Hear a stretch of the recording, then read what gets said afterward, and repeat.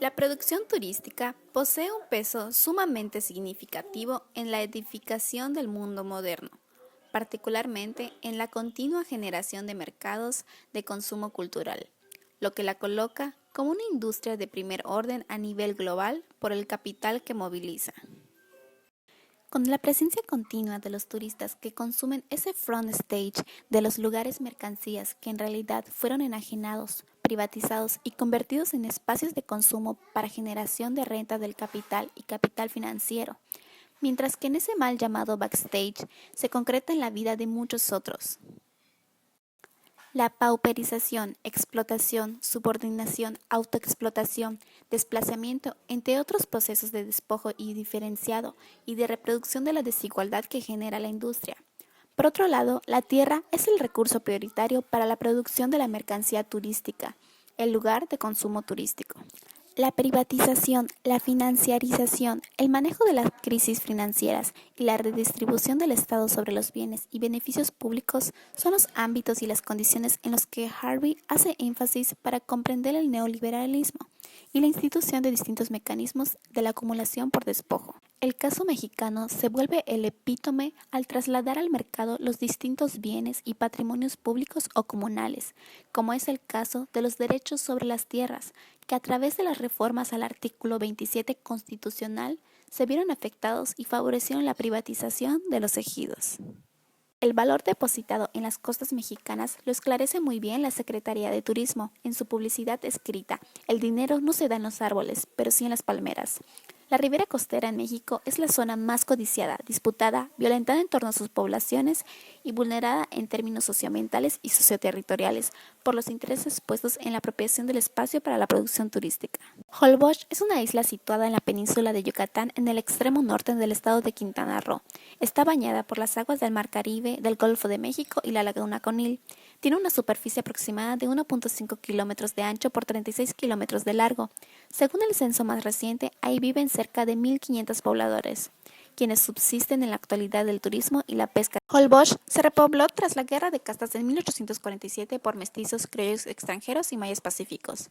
En 1938, el presidente Lázaro Cárdenas decretó la conformación del ejido Holbox, las tierras de la isla en su totalidad, con lo que los isleños adquirieron el control de la tenencia de la tierra y de la producción de copra que ya se realizaba. Como la mayoría de las poblaciones costeras del Caribe mexicano, a inicios del siglo XX, la población de Holbox combinó actividades económicas en diversos econichos. Producían copra, pescaban, practicaban la caza, la recolección y la agricultura de subsistencia en zonas del continente y se empleaban en la explotación agroforestal.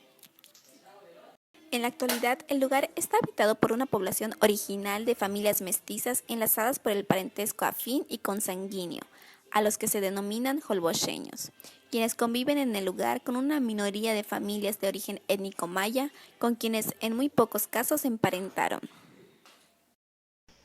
Hacia los años 90 del siglo XX, el entonces más que consolidado proyecto Cancún favoreció la expansión de la actividad turística en la costa norte y sur del estado, alcanzando a las zonas antes apartadas y pristinas como Holbox.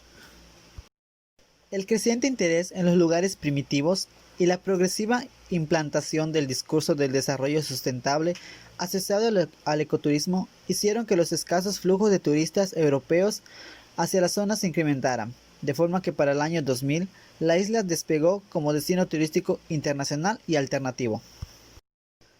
Asimismo, la isla rápidamente adquirió renombre al encontrarse dentro de un área natural protegida y, debido a que fue el lugar germinal para el avistamiento del tiburón ballena.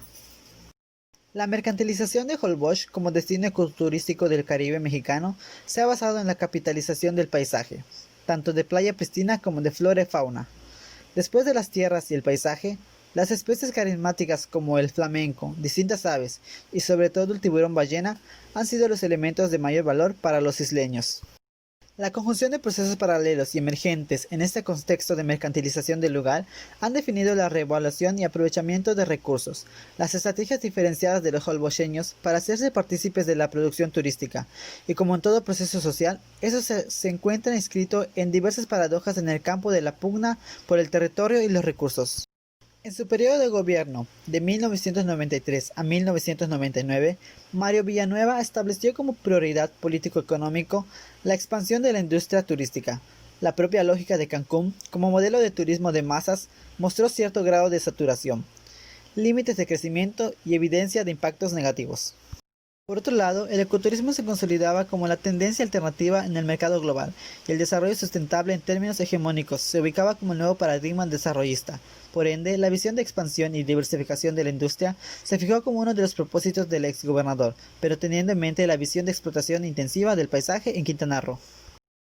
Desde 2000, la organización ejidal, compuesta por 115 ejidatarios, se erigió como el legítimo poseedor del territorio y definió los pasos para establecer los acuerdos de los proyectos para parcelación y comercialización de las tierras ejidales, incluyendo la modificación de los planos del asentamiento humano.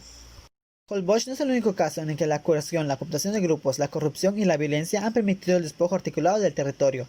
Los holboceños hicieron un gran sacrificio al delegar el proceso de comercialización de tierras a empresarios y agentes corruptos. Los isleños reconocen que la mercantilización de la isla y los pactos acordados con escasa información es lo que les ha dejado un sentido de incertidumbre y daño moral, dada la noción de los bienes perdidos.